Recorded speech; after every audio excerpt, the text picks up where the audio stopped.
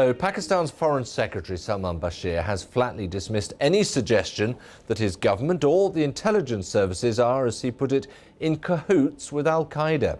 Mr. Bashir also criticised the covert nature of the American operation to kill Osama bin Laden.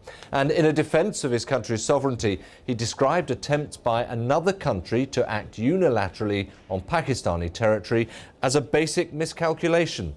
He was responding to accusations in some quarters that his country must have known of Osama bin Laden's whereabouts in Abbottabad. It's easy to say that the inter-services intelligence or elements within the government were in cahoots with the al-Qaeda. This is a false hypothesis. This is a false charge. It cannot be validated on any account, and it flies in the face of what Pakistan, and in particular the inter-services intelligence, has been able to accomplish. Salman Bashir there. Well, those remarks coming just hours ahead of a visit by President Obama to Ground Zero in New York, scene, of course, of the worst atrocity committed in the name of Osama bin Laden, 9/11.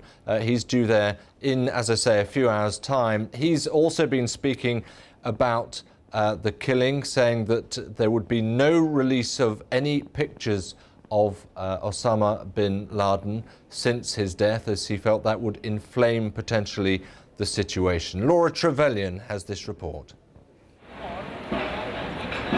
Heightened security at Ground Zero, guarding against a possible attack by bin Laden's followers.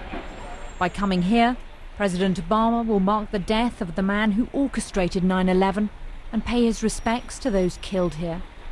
The president will meet relatives of the dead, including the father of fallen firefighter Jonathan Elpi. This thing that happened the other day where we killed bin Laden, it's justice, and we demand justice in our society. But we should not be too overjoyed with it. After the White House suggested it would release pictures of bin Laden to prove he's dead, now the president says that's not necessary. We are absolutely certain this was him. We've done DNA sampling and testing, and so there is no doubt that we killed Osama bin Laden. It is important for us to make sure that very graphic photos of somebody who was shot in the head are not floating around as an incitement to additional violence, as a propaganda tool. That's not who we are. When President Obama comes here to Ground Zero, he'll lay a wreath in memory of those killed on 9/11. Now that the inspiration behind those attacks, Osama bin Laden, has himself been killed by US forces, the president's approval ratings have risen as Americans reward him for that decisive action. From bin Laden's compound in Pakistan, the Americans have retrieved what could be a treasure trove of intelligence about al-Qaeda: computers, cell phones and memory sticks.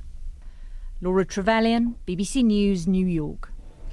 And of course, we're following the story for you from all quarters, keeping right across all the developments. And we've got much more also for you on the death of Osama bin Laden. If you go to the website, there we are following that heated debate about whether the photos of bin Laden should or should not be released. That's just one among a number of strands there on the website.